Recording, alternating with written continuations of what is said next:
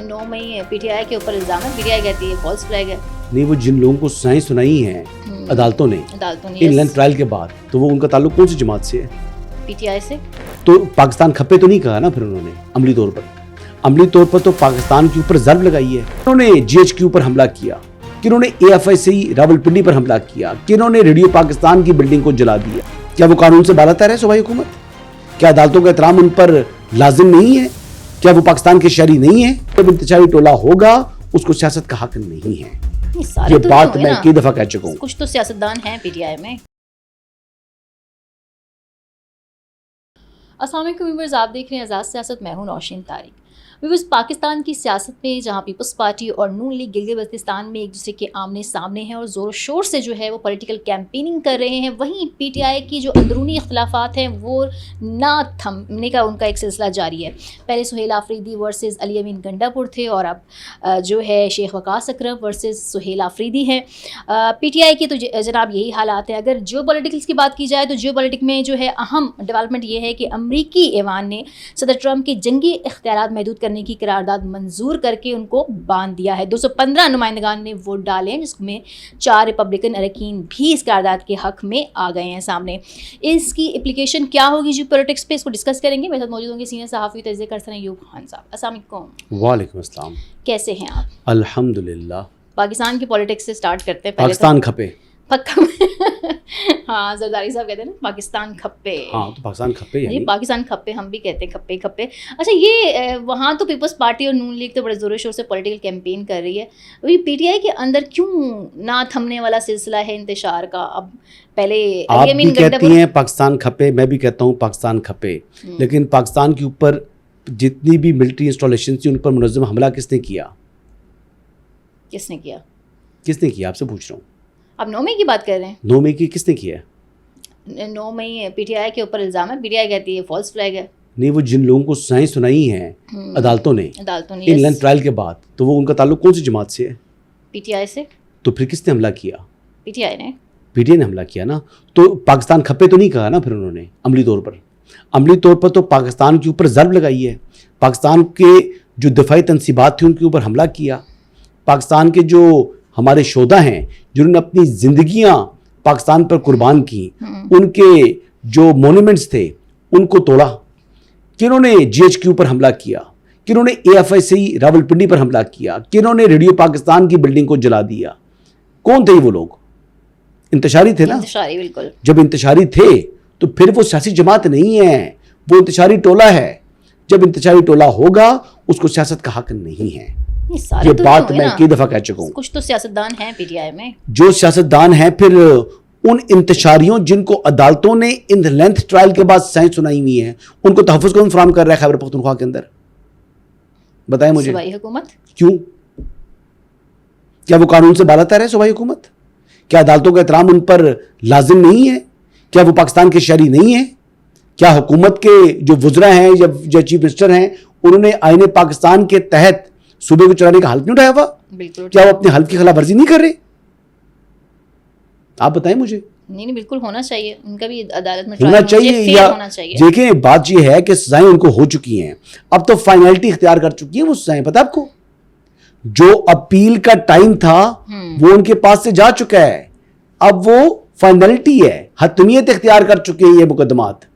अब वो सजायाफ्ता मुजरिम है उमर अयूब, अहमद चट्टा, शिबली फराज, ज़रताज गुल, ये सारे पाकिस्तान तहरीक इंसाफ के लोग थे ना। बिल्कुल। जी, ये बता रहा हूं मैं आपको। अच्छा, वो तो आप बता रहे हैं, लेकिन मैं ये कह रही हूँ कि ये जो अभी अली अमीन गंडापुर और सुहेल आफरीदी का मामला थमा ही नहीं था कि शेख इंतशारी आपस में लड़ेंगे ना। जब रियासत पर हमला करके अब आपस में देखे ना, वो कोई इनसे लड़ाई नहीं कर रहा, तो आपस में लड़ पड़ेंगे। ये आपस में लड़ रहे हैं, लड़ते रहेंगे, दस्तों के गिरबान होंगे। अभी तो बातचीत तक मामला है, खुदा न खास्ता मामला आगे ना बढ़ जाए। आपको लग रहा है आगे बढ़ने के इम्कानात लग रहे हैं? जो इनका ट्रैक रिकॉर्ड है, जलाओ घेराओ, तो एक दूसरे के घरों को भी नजर आतिश कर सकते हैं। यू नेवर नो, कोई बईद नहीं है, एक दूसरे के साथ दस्तों गिरबान हो सकते हैं। शफी जान साहब तो बड़ा भरपूर डिफेंड, वो मेरे फेवरेट है, उनके मुताल्लिक आप बात ना करिए। देखिए, शफी जान जो है ना, वो उनको 7 खून माफ हैं, वो मेरे फेवरेट है। وہ آپ کے تو فیوریٹ ہے، لیکن وہ تو بڑا ڈیفینڈ کر رہے ہیں کہ ہم سب ایک پیج پہ ہیں، کوئی فارورڈ بلاک نہیں ترجمان ہے نا، سہیل حکومتی آفریدی کو ترجمان ہے، انہوں نے ایسی نہیں ہٹا بات کرنی ہے، وہ حکومتی ترجمان ہے، ان کا بیسیکلی کام یہ ہے ڈیفینڈ کرنا، لیکن جو پارٹی کے ترجمان ہیں ان کے اوپر حملہ آور ہیں سہیل آفریدی. تو شیخ وقاص اکرم جو پارٹی کے ترجمان ہیں وہی پارٹی لائن دے سکتا ہے نا. تو اس نے کیا کہا ہے، اس نے کہا جی یہ پارٹی لائن نہیں ہے، یہ ان کا انفرادی فیصلہ ہے، فیصلہ وہی ہوگا جو کہ چیئرمین یا سیکرٹری جنرل جو ہے وہ کہیں گے. تو پارٹی کی یعنی یہ فیصلہ نہیں ہے. اور دیکھیں قومی اسمبلی کے اندر بجٹ جو ہے وہ پیش ہوگا تو وہاں کا جو چیف وپ ہے اگر وہ بھی اس معاملے کے اوپر آن بورڈ نہیں ہے تو سہیل آفریدی جو کرنے جا رہے ہیں وہ تو سولو فلائٹ ہے، وہ سولو فلائٹ ہے، وہ پارٹی کی فلائٹ نہیں ہے. لیکن میں تو کہتا ہوں کہ یہ آپس میں بھی لڑیں گے اور یہ آپس میں دست و گریبان بھی ہوں گے اور راوی چینی چین لکھے گا. اچھا، یہ اس سارے سینیریو میں میں جب کل دیکھ رہی تھی شیخ وقاص اکرم کو وسیم مدامی کے شو میں سن رہی تھی تو انہوں نے کہا 10 جون کے احتجاج میں ہمیں کوئی کسی نے نہیں انفارم کیا، بلکہ میں نے جو ہے واٹس ایپ گروپ میں سب کو ٹیگ کر کے پوچھا. سلمان اکمل راجہ کی بات کر رہے تھے، وہ بیرسٹر گوہر کی بھی اور عامر ڈوگر صاحب کی بھی، تو انہوں نے کہا کہ ہمیں نہیں معلوم. تو اس کا مطلب یہ ہے کہ یہ ایک گروپ بہت واضح طور پر اس 10 جون کے احتجاج کا حصہ نہیں ہوگا. دیکھیں پی ٹی آئی تو نہیں ہے نا اس کے اندر، کے پی کی حکومت. اب وہ کہہ رہے ہیں سہیل آفریدی صاحب کہ ہم گورنمنٹ کے طور پر انفرادی طور پر اپنے عوام کے حقوق کے لیے اب ان کے رائٹس کے لیے ہم ایجیٹیٹ کریں گے اور ہم نے جناب قومی اسمبلی کے باہر جو ہے احتجاج کرنا. ایک تو ان کا یہ موقف یہ آ گیا. اب سوال یہ ہے کہ قومی اسمبلی کے اندر اگر پارٹی ان کی موجود ہے اور اگر وہ اس احتجاج کے اندر نہیں بیٹھتی تو سہیل آفریدی کہاں کھڑے ہوں گے؟ جو ان کے ایم این ایز ہیں، جو ان کے سینیٹرز ہیں، اگر وہ نہیں آتے تو پھر سولو فلائٹ ہے نا. پھر وہ شیخ وقاص اکرم کو ایشو یہی تھا کہ پہلے بھی سہیل آفریدی متعدد بار ایسے اعلانات کر چکے ہیں جو کہ یعنی کھوکھلے فائر، ہوائی فائر جو ہے ثابت ہوئے، ان کا کوئی آؤٹ پٹ نہیں مل سکا. یہ اناؤنسمنٹ کر دیتے ہیں اور بعد میں سوچتے ہیں کہ اب ہم کریں کیا. اس سے کیا وجہ ہے کہ یہ بیرسٹر گوہر صاحب کو بھی جو ہے وہ آن بورڈ نہیں لیتے؟ دیکھیں اناؤنسمنٹ کر دیتے ہیں. اس کی وجہ یہ ہے کہ ان کے تعلقات ہو چکے ہیں محسن نقوی صاحب کے ساتھ، ہمارے جو ہے فیصل کریم کنڈی صاحب کے ساتھ، مولانا فضل الرحمان کے ساتھ. اب تو میرے خیال کے مطابق آنے والے وقتوں میں جو ہے نا وہ جو ناک صاف کر کے جو ٹشو ہوتا ہے نا وہ بھی نہیں پکڑائیں گے ان کو. مجھے پارٹی کی تو اہمیت اتنی نظر آ رہی ہے. اچھا ظاہری بات ہے. لیکن کیا سہیل آفریدی ان سب لوگوں کے بغیر پاورفل ہو سکتے ہیں، کے پی کے میں چل سکتے ہیں؟ میں کہہ رہا ہوں وہ اتنے طاقتور ہو چکے ہیں کہ ابھی 27 لوگوں کا فارورڈ بلاک کہہ رہے ہیں، 37 کا بھی ہو گیا تو ان کا جو ہے نا ایک بال اس تک کو بھی جو ہے نا وہ ٹچ نہیں کر پائیں گے. یہ ایم پی ایس جی اتنے محفوظ ہو گئے. دیکھیں مولانا فضل الرحمان، ساتھ جناب فیصل کریم کنڈی اور اوپر سے محسن نقوی، یہ جو 3 لوگوں کی ان کو جو طاقت مل چکی ہے اب تو وہ ان کو میں تو سمجھ رہا ہوں کہ وہ آنے والے دنوں میں شاید ان کو ہاتھ بھی نہ ملائیں، 2 انگلیاں جو ٹچ کر کے آگے جایا کریں. یہ چیئرمین جو ہے نا وہ کہتے ہیں مجھے کوئی اہمیت نہیں دیتا میں ان کی. سینٹرل لیڈرشپ اور سہیل آفریدی میں جو ٹکراؤ ہے، دیکھیں نا ان کی نگاہ میں کوئی اہمیت ہوتی تو ان سے کنسلٹ کرتے نا، پارٹی پریزیڈنٹ سے بات کرتے، پروونشل پریزیڈنٹ سے بات کرتے، جو مرکزی لیڈرشپ ہے اس سے بات کرتے. ان کو تو خاطر میں نہیں لے کر آئے.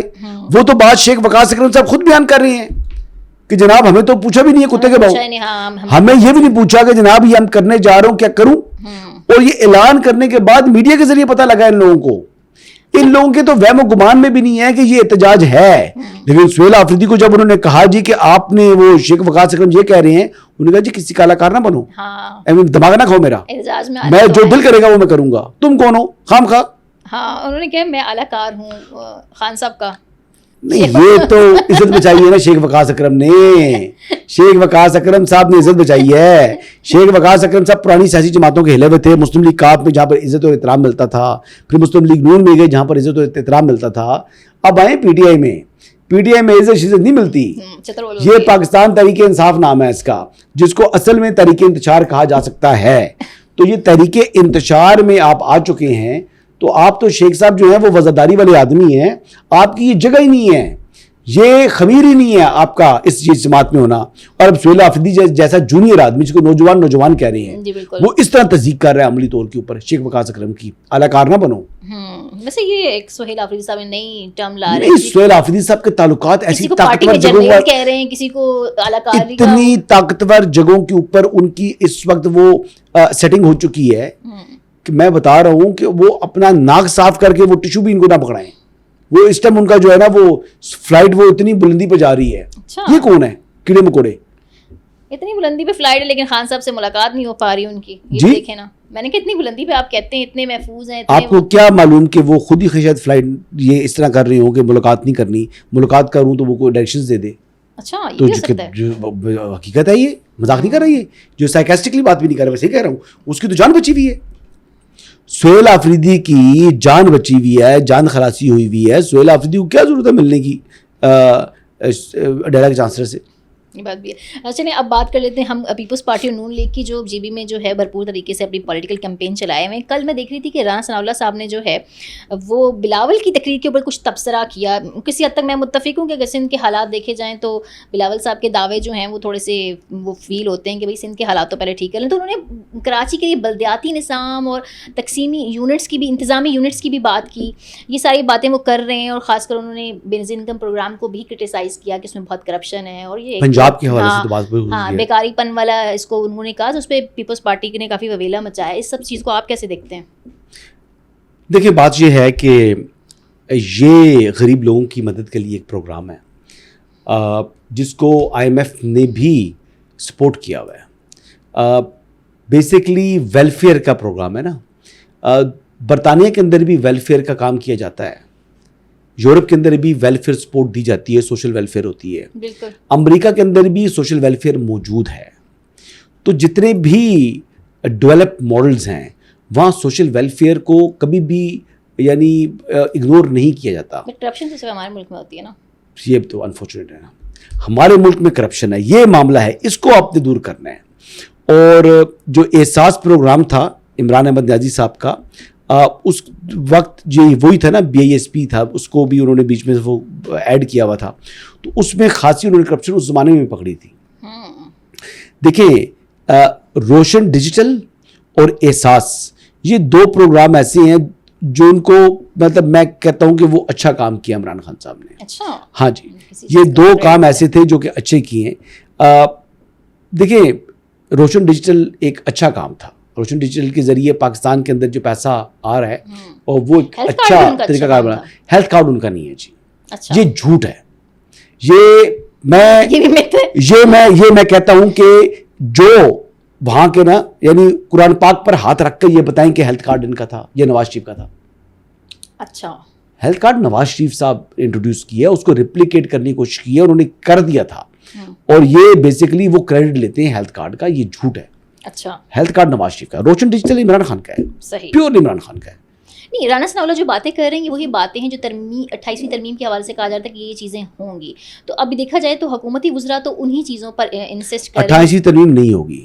نہیں, یہ انتظامی یونٹس کی بات, بلدیاتی نظام کراچی کے لیے, یا آپ دیکھیں جی بلدیاتی نظام کے حوالے سے تو 27ویں آئینی ترمیم کے اندر یہ ایگریمنٹ ہوا تھا MQM کے ساتھ کہ 28ویں آئینی ترمیم کے اندر بلدیاتی نظام کو اسٹرینتھن کرنے کے حوالے سے انکارپوریشن کیا جائے گا, کانسٹیٹیوشن میں امینڈمنٹ کی جائے گی.